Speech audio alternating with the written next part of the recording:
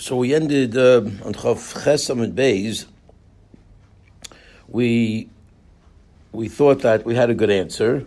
He says, so the Gemara answered b'dinischini. We thought that we can make a distinction as to why, in one case we said, or Rav said that you cannot make an eruv with this, with these bad dates, and Rabbi Yehuda and the Tanna Kama seem to say that these bad dates are fine. The question is what they were referring to. So our answer yesterday, when we left, was that b'dinischini, that it depends. Well, are they male date trees? And they are. And if it's male, then as Rashi pointed out yesterday, that's the end of their development. They're not going any further. And therefore, since it's a Gemar Peron, they're considered food. But when Rav said that these unripe dates are not valid for an Eruv, which puts them in the non-food category, is the fact that they have more to go, and therefore no one would normally cut them off at this point, since they will develop into nice, wonderful dates. Okay, it's not Gemar Pire, and therefore it will not work. Okay, so we're now attributing the Tanna Kama and the Rabbi Yehuda, who talked about the Kafnios, is referring to the male dates, where this is their end game. And at the same time, Rabbi Yehuda said that you cannot P'turas ben a meiser. That's the only thing that he said. There are fruits in all matters. El P'turas ben a meiser. So the Gemara says ihachi. Right, so that's what we're up to. So right, we're up to ihachi. We just answered b'dinischini. So wait a minute. If you're talking about a situation where it's the end of the fruit life, in terms of now it's ready to be cut off and it's never getting any sweeter and any better, and that's what Rav was not referring to. He was referring to the female one, but Rabbi Yehuda and the Tanna Kama were referring to the male one. If that's what you want to say, Yachi, B'halayim Rabbi Yehuda P'turas ben a meiser. Would Rabbi Yehuda say that a fruit that maybe is, well, it's not sweet, it's not the best type of date, but it's not getting any better, and it's definitely still edible. So why in the world would Rabbi Yehuda say you put it from meiser in that situation? Vatanya, we have a rice that says Rabbi Yehuda lo yuskru page beisuni elin yemaisa b'vad. Okay, we learned in the brisa that the rules regarding page beisuni, these raw figs, okay, which didn't yet get finished yet, they were only the only halacha mentioned regarding them is about meiser. And what is that? That page beisuni evahini lutuvino chayav meiser. That they both are muchayav meiser. They're referring to both the unripe figs and the unripe dates. That because this is their end game, they're chayav and meiser. So this whole idea of that they're referring to the nischini of the male date trees that don't have any further lifespan as far as development into becoming better. So therefore, this is as far as it's going to go. The idea of saying that that's what Rabbi Yehuda was referring to in the Tanna Kama, and that's how you answer the stira, that doesn't work, because clearly I'm showing you that if it was the end game, you would be mechuyev in meiser according to Rabbi Yehuda. So clearly, and Rabbi Yehuda and the Tanna Kama are referring to the same context, referring to the same situation. So there's no way you're going to argue that that's the pshat. That's what they're referring to. Clearly, they're referring to the female ones who have more lifespan, and that destroys the answer to defend Rav. So what are we going to do now? So let's catch up on the Rashis.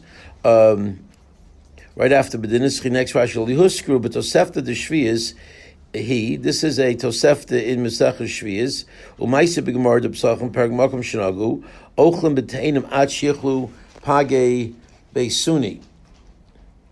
What's the Gimel?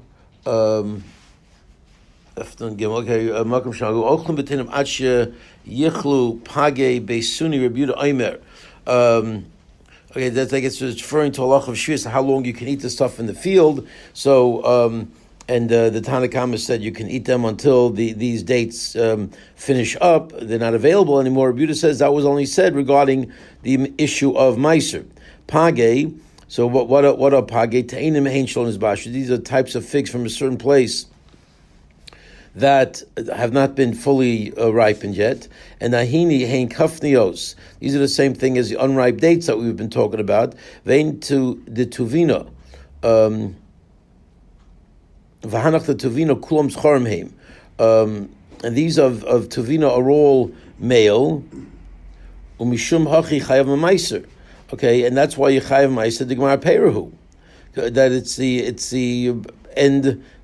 It's the end of their development, right? This is referring to the male ones that are done. That's how the Gemara proved that you can't say that Rabbi Yehuda would have said about male dates that they're patam in a meiser, because clearly here he's saying mechuyev in meiser, meaning that he must have been referring to the female dates where there's more to go, and then that, like I said, that destroyed the resolution to the stira between Rav and this brisa.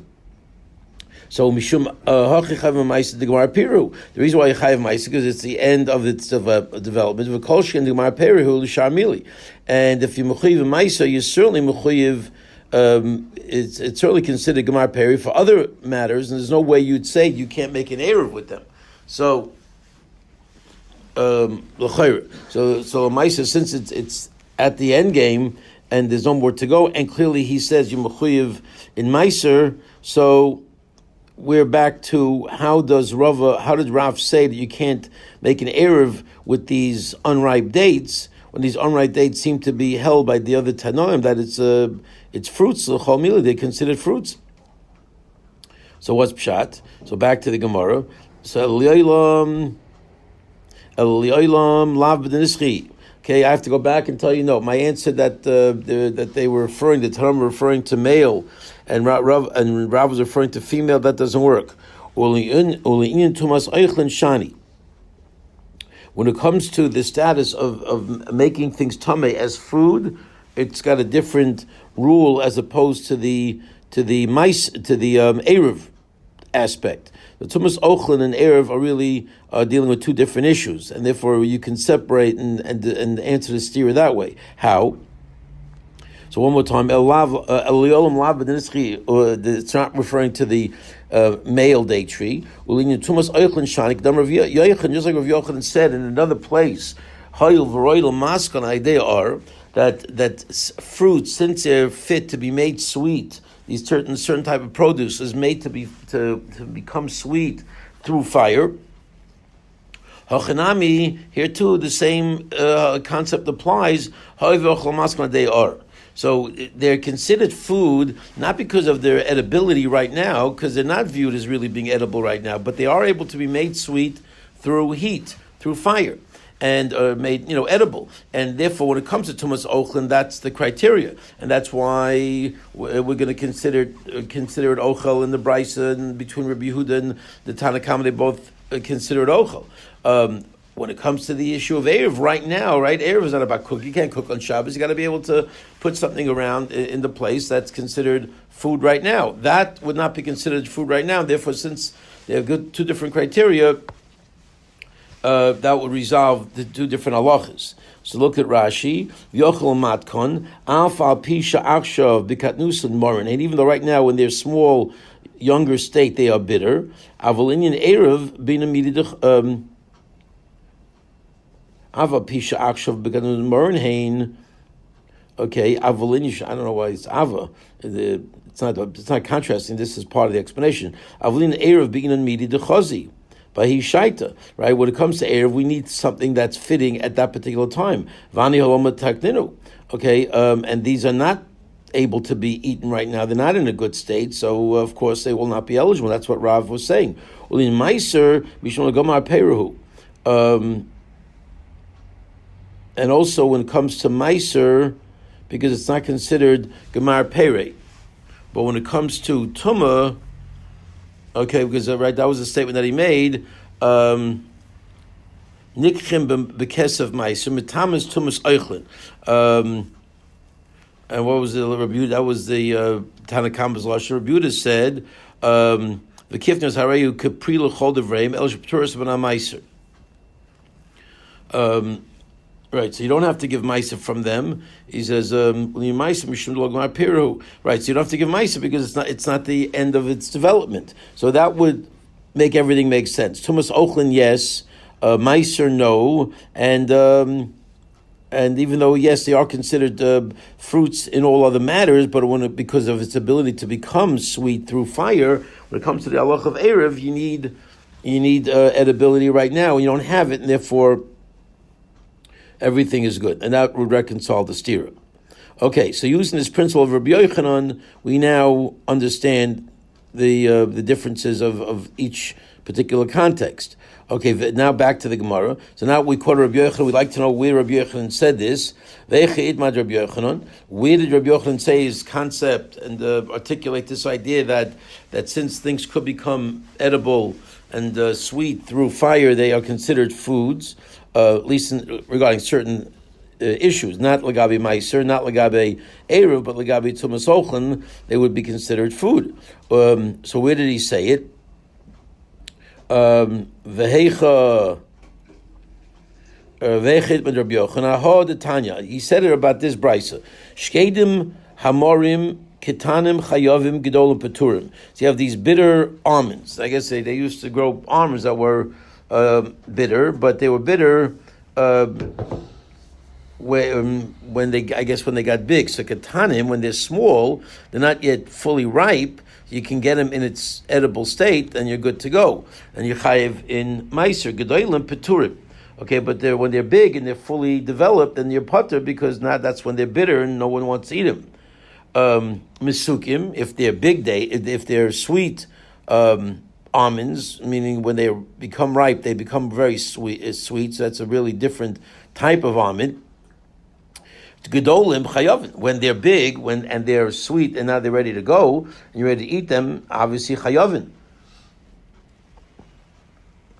You'll be obligated to meiser. Ketanim, if those sweet almonds are now in its early stage, where now they're inedible, peturin, they're potter. Reb Shimon mishum aviv zev leptur.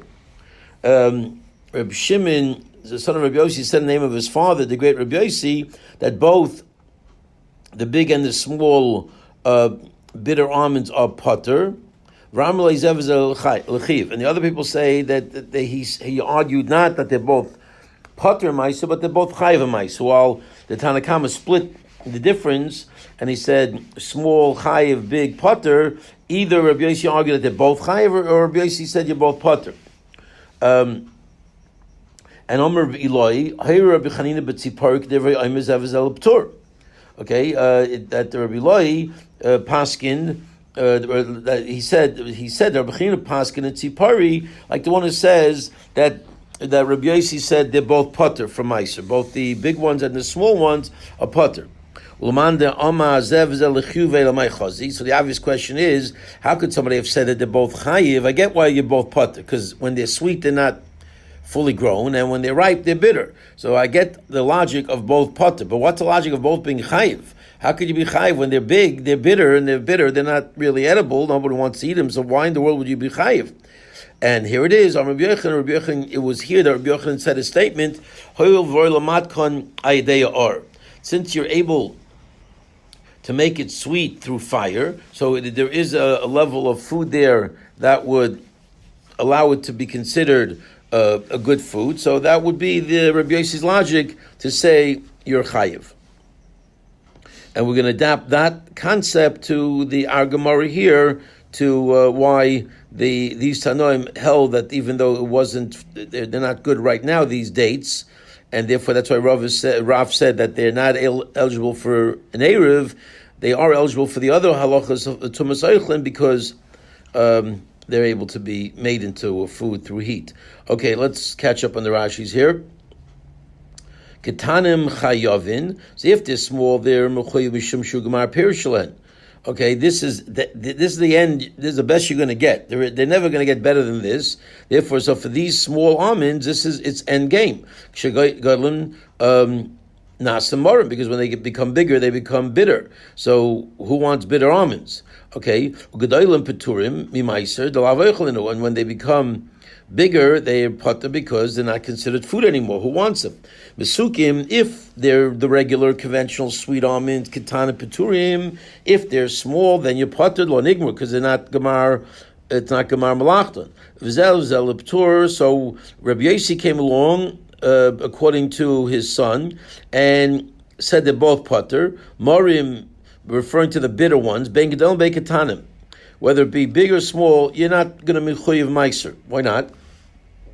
Gedolim delavuchlu, because when they're big, they're not food. Ketam delav gemar pir, and when they're younger and they're smaller, they're not done yet. There's still a lot more for them to grow.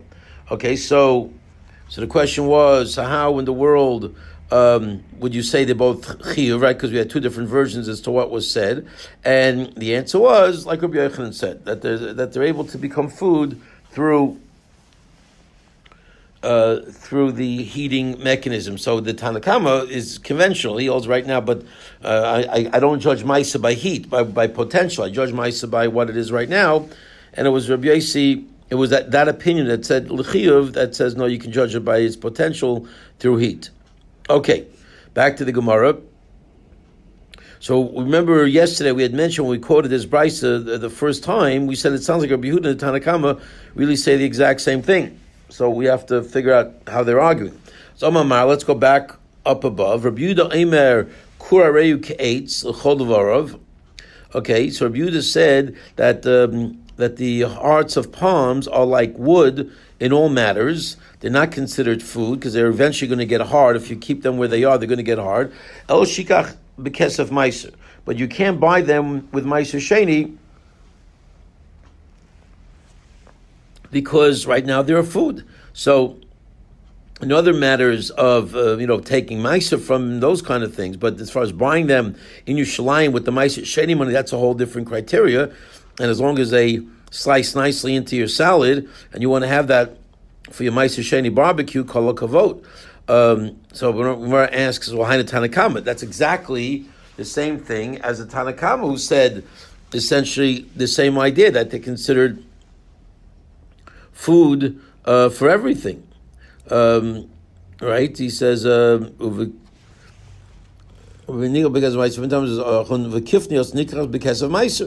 okay, so they say different expressions, but essentially it boils under the exact same thing, that they're both saying that the hearts of palms are fine. Okay, so Hana Tanakama is not the same thing as the Tanakama. Amrabaye shloku v'tognu ikebinayu. The difference would be if you cooked it or you fried it. That will be the nafkamina with these hearts of palms. Okay, so let's look at Rashi. Shloku mevushel harba, you cooked it for a real long time. The tignu b'shemen, or in the Chanukah spirit, you fried them in oil. Rabbi Yehuda filu shloku v'tignu emitama. So according to Rabbi Yehuda, that he made the statement, they're not mitama tumas ochlin. It's because of its. If you leave it there, it's going to become hard. That it wouldn't change just because you fried it, just because you cooked it. Hearts of palm just don't get into that category of tumas ochlin. Tanakama im sholku v'tignu mitame delo amrinon.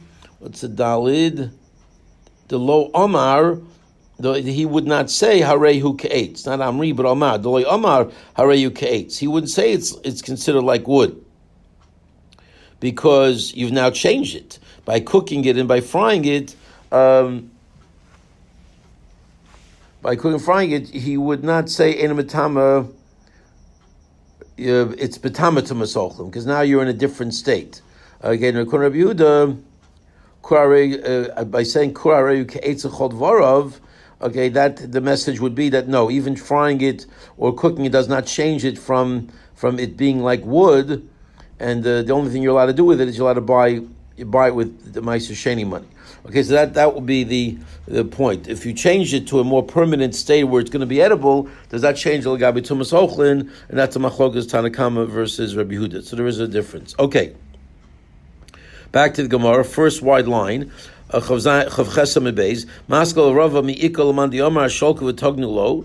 So You're telling me that he holds that cooking it and frying it doesn't change, and when he said "Ariu eitzu chol dvarav," that's Rabbi Yehuda's position. That's machlokas. Really, this is somebody who doesn't hold that cooking or frying it makes a difference. Vatanya, what do you do with this brisa that says or vashilya, skin, or the amniotic sac where the child is developing in the mother's stomach there as an animal? Okay, it just because you cook it, just because you. I'm sorry, you didn't cook anything yet. They, as they are right now, are not considered food, and therefore they're not metamatumas ochlin. Okay, or shesholku v'shil shechiri. Okay, but a skin that you did cook for a long time, or a shilya, this amniotic thing there, this sack that it was in, that you thought about it to make it into food, metamatumas ochlin.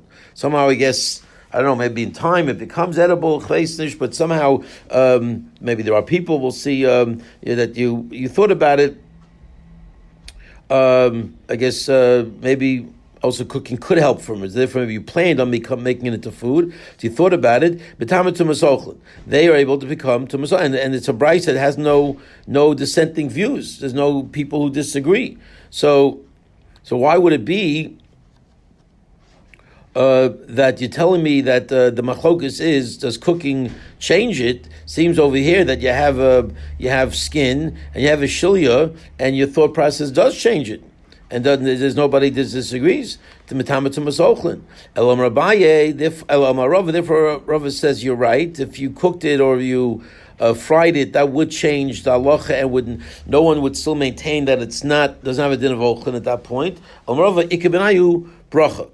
The machlokes between the Tanakama and Rabbi Yehuda about the hearts of palms is what bracha you make. Amazingly, where's Gary, who want to know what bracha you make on it? Well, okay, he should be here today. Hopefully, he'll hear the tape. Hello, Gary. Let's see. El Amarava ikebenayu bracha. Now, if it would be bracha, the itmar, as we said, kar. What do you do with hearts of palms? Rabbi Yehuda bari pri adama. This is Rav Yehuda the Amoira says the bari pri adama. V'shmol amar shakol nivari. Rabbi Yehuda bari pri adama uchlahu. Rabbi Yehuda says it's bari pri adama because right now it's food. Who doesn't like some hearts of palms? V'shmol amar shakol nivari. Shmuel says no, it's only a shahakol. Why? Kivan shesayfay lahakshais. That would probably reflect Rabbi Yehuda's position, who says who eats the chol devara, it's considered wood, meaning in what respect? Not about the cooking. It's about right now as the hearts of palms. It is not going to. If it would stay, it would not stay like this forever. It would become wood. You don't make a bare pri hadama when it's not really a pri hadama because it's the natural state. It becomes hard. So you make a shakol nivari. Okay, so there you have it. So Rav Yehuda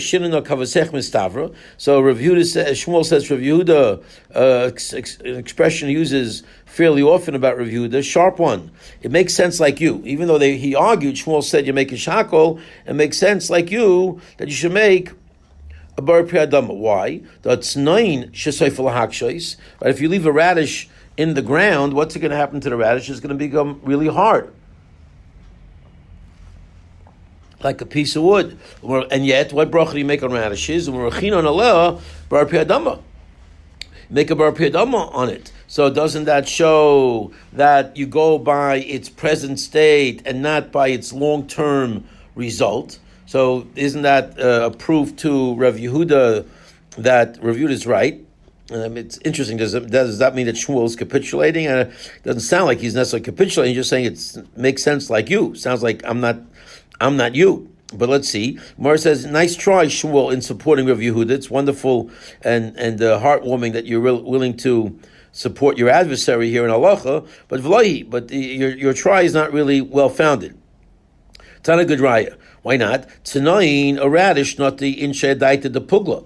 Because when you plant a radish, your plant is, you take it out when it's a radish. Your plant is not to leave it there till it becomes hard. Either if you left it there, shkoyach, but that's not the way radishes are planted, and it's not the thought process of the farmer. Dikla, when it comes to date trees, nobody plants a date tree for the hearts of palms. Okay, unless, I don't know, it became a new business. But typically you plant the date tree to keep the date tree as is, and you develop dates, and all the other wonderful advantages of having date trees. But you're not going to start taking its heart out by taking the hearts of palms earlier. I mean, clearly someone is doing it, because you can buy hearts of palms on the shelf. But in those days, that was not the typical way of planting date trees. So one more time, Tsanoi not the insha adaita de pugla, dikla lo not the insha adaita de kura. People do not plant date trees with the focus and the plan of taking out the hearts of palms. The Afagav the Kalsei Shmuel reviewed, even though Shmuel was praised Rabbi Yehuda and said it makes sense like you, Shmuel, and that's where the test seems to be. So indeed, it does seem that you do make a shahakol on the hearts of palms as opposed to a bar priyadama. Okay, let's take a look at the Rashi. Or shishoku matame. Okay, a skin that you cooked it real long, it does become tum, even though it's not food in its present form. No one eats raw skin of an animal, but if you cook it, it could become edible. But there you have to actually cook it. You can't transform it with a plan in your mind. That doesn't work. It's got to actually be done. On the other hand, shilya, I feel machshava gridasa. Even the thought process to plan on cooking it to make it into an edible item, that would be good enough. If thought process it works for a skin to make skin into food, certainly it's going to make the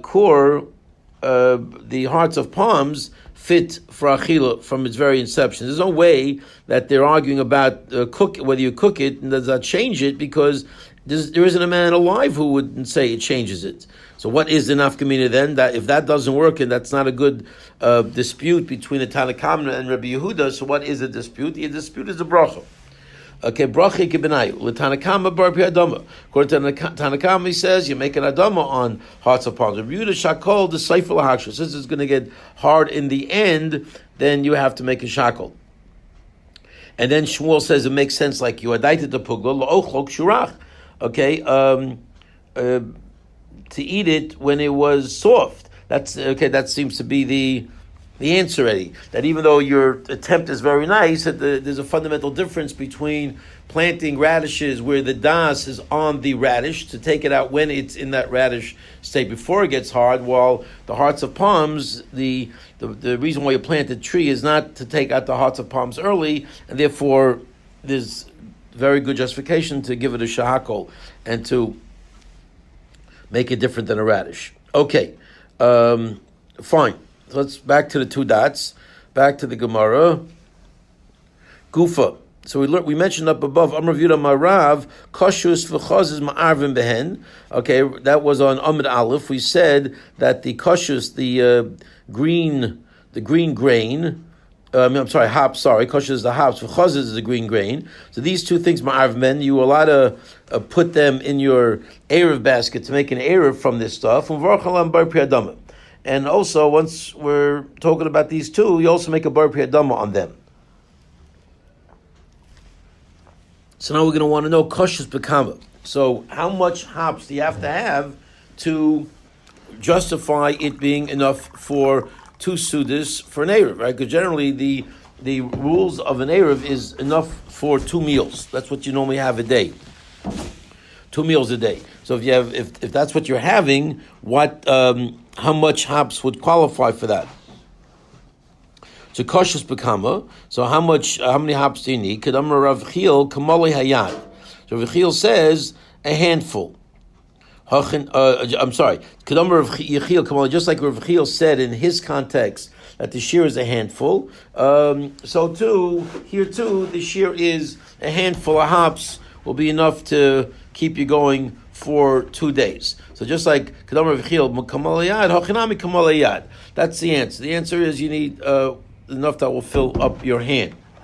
Chazes Bekam. What about the green grain? How much of that do you need to be considered enough for an Erev? Amar Rav Tuvia Bar Yitzchak Amarav Kamale Uzilta. Okay, like the the the stalks you put together, like the bundles you put together from the farmers. Let's do the Rashi. How much a farmer would put together of this green grain. Okay, Adaita, we did that. Koshus Bekama, right? A few lines up from the bottom there in Rashi. Havele Muslim Be Sudos. How much is it considered 2 meals? Darmin Kamon Muslim Shei Sudos Erev. We're going to learn on Daf Pei that the shear for an Erev is 2 meals. So how much hops qualifies as 2 meals? So we answered it was a handful. And what about the green grain? Uzilta. What's a zilta?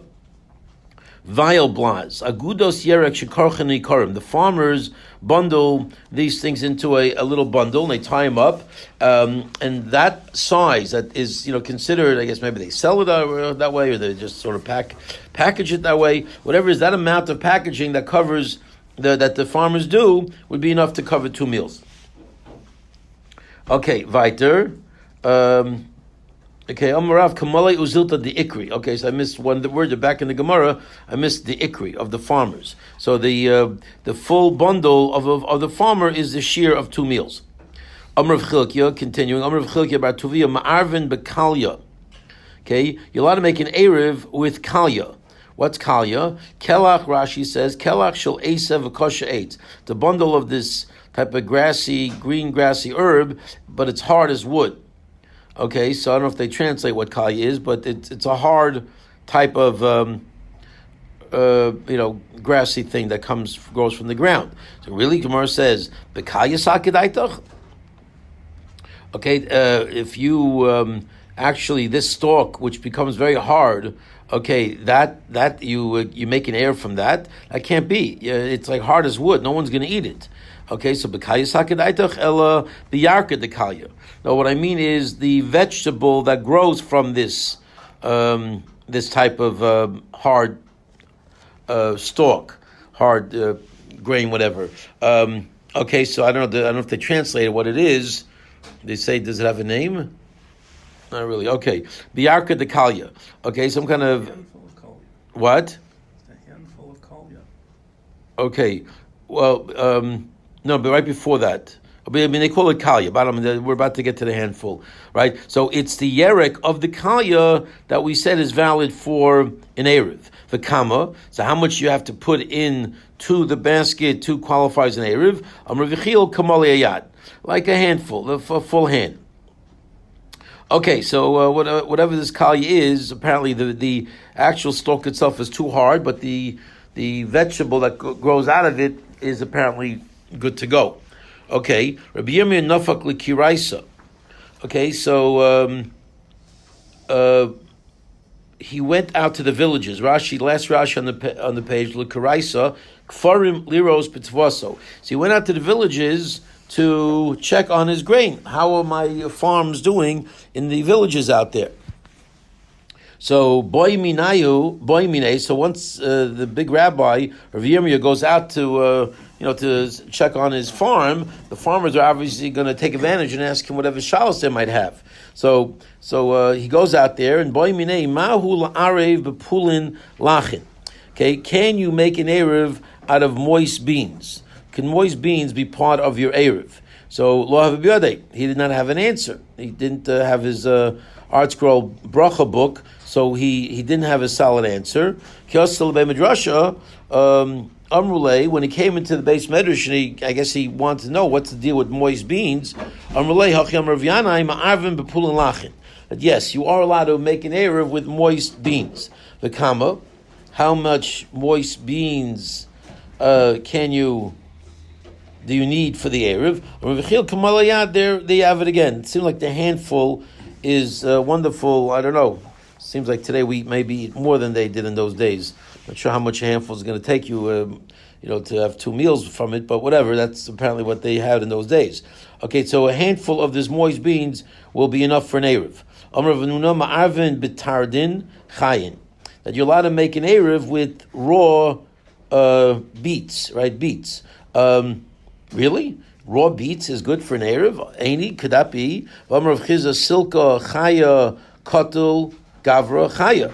Okay, Rav Chizda said that raw beets kill live people.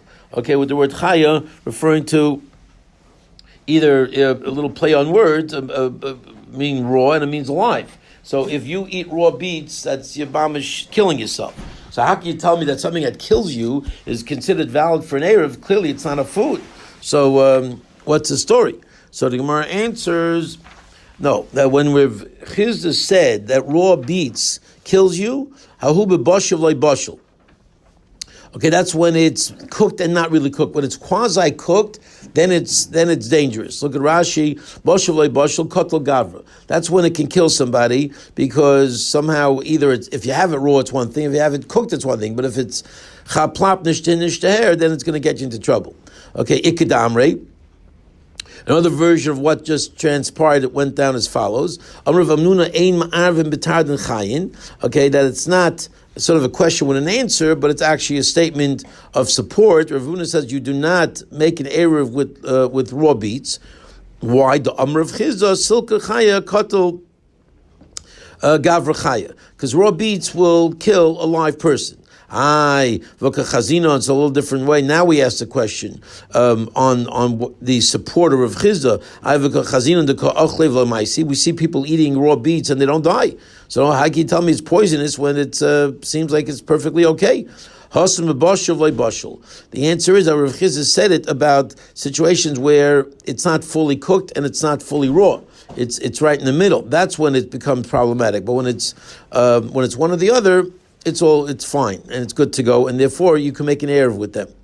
Okay, Amrav Chizda. Let's do the Rashi. Iked the Amrei Amrav Hamnuna v'chazina and inish ta'achliv le'maisi, and the more answer also b'bashol le'bashol. Right, so that's his girsa. So ki kama Rav Hamnuna ein ma'arvin b'bashol le'bashol. When Rav Hamnuna said you cannot make an erev, he was referring to this mid-range state where it's cooked but not fully cooked, and that's where it gets into a real problem. Okay, Amrav Chizda. Rav Chizda says, "Tafshel shel tar din yofel leiv v'tov leinayim v'kol shkei libnei ma'ayim." That when you cook these beets, no, what? Not turnips, right? What are it was? Beets, yeah. So he says, "Tafshel tar din yofel leiv is good for the heart, it's good for the eyes, and it's certainly good for the stomach."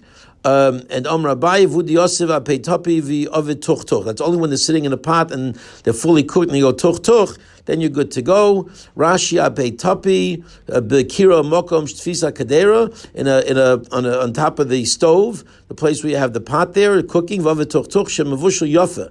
It's cooked well. V'Nesami Kuloi Achni Muach, and it becomes like it sort of melts down until it's really hot until it melts down. Kshu Rosech Deme Kemashmiya Kol. And when it gets really hot, the pot starts popping and says tuch. It sounds like it's tuch tuch. Then it's good to go. Okay.